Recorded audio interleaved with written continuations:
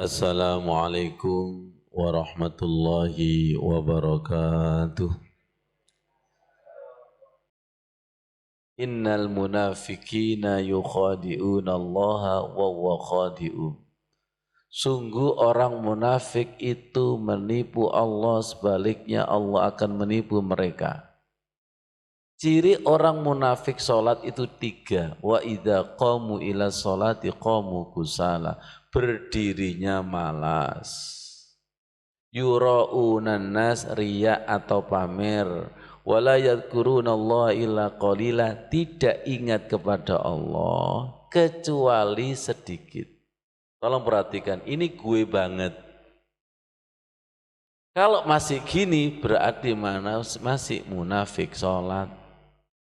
Kalau munafik sholat bisa dibaktikan, nggak bisa khusyuk. Yang bisa khusyuk itu ini. Orang mukmin sholat itu seperti apa? Al-A'raf 205. Wadhkur rabbaka fi nafsika. Sholatnya, zikirnya dari jiwa.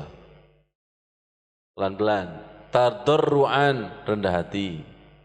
Wa khifatan, takut. Wa dunal jahri minal qawli bil ghudwi wal asal, tidak teriak-teriak, tidak keras-kerasan, wala takum minal ghafilin, dan tidak melamun. Salat tidak ngelamun itu butuh riyadhah tirakat? Ya. Butuh latihan? Ya. Berapa tahun Ustaz? Seumur hidup. Kadang ngelamun, kadang tidak. Betul nggak ini? Sekarang tentukan pilihanmu, mukmin versus munafik. Tolong lihat ini. Sholat kita sering munafiknya apa mukminnya?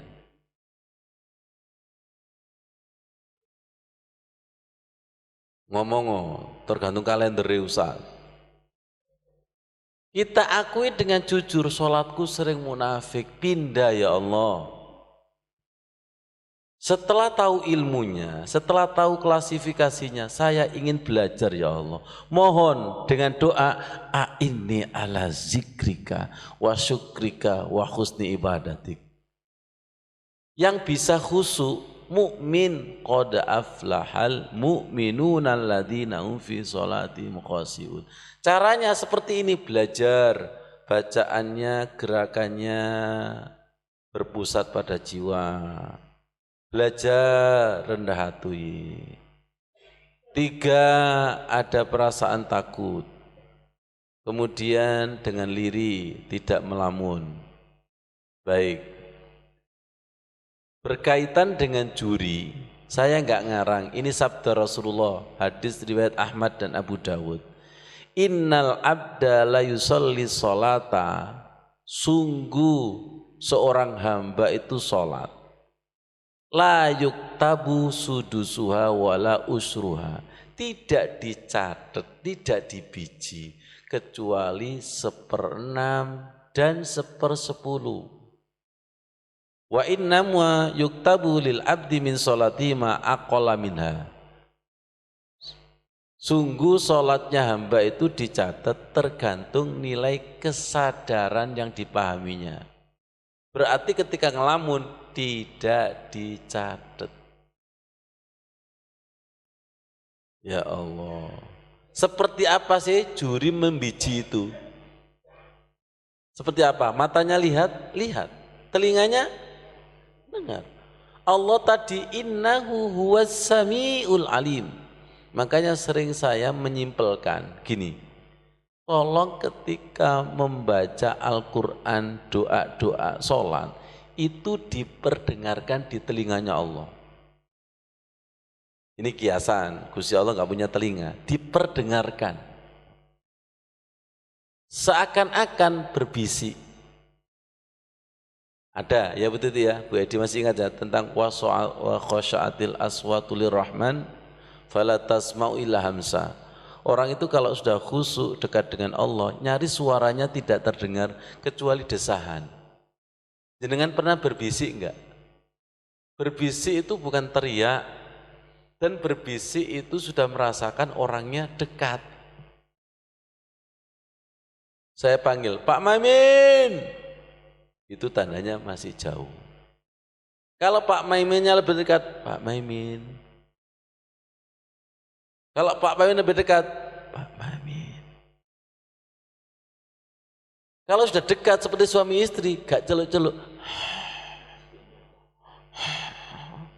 Wes paham, mulia Bu Anis.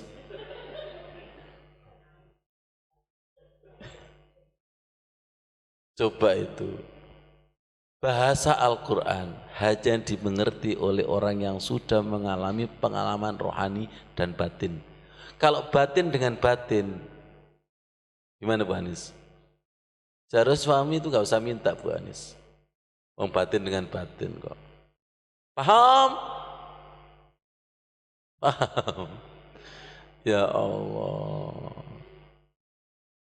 Wajibkan diri kita berdoa Allahumma faqihna fiddin, sehingga dipahamkan makna zohir batin Quran dan hadis. Maksudnya Allah dan Rasul itu seperti apa sih? Saya masih belajar. Hadis ini memahamkan kita bahwa sholat kita, gerak dan bacaan itu dibiji. Lebih dasar lagi, alaihissallahu biahkamil hakimin. Kita disuruh jawab bala wa ana ala dzalika minasyahidin. Dulu ketika pandemi, apa Pak Gofur namanya tembak langsung metu angkanya itu. Termogan ya. Tembaknya dulu itu loh. Termogan. Termo itu kan alat untuk mendeteksi, gan itu tembak gitu loh. Betul enggak?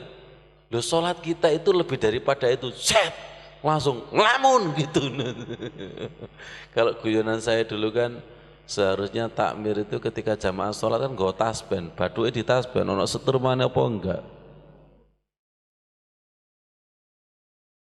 Ini penjabarannya seperti itu, paham?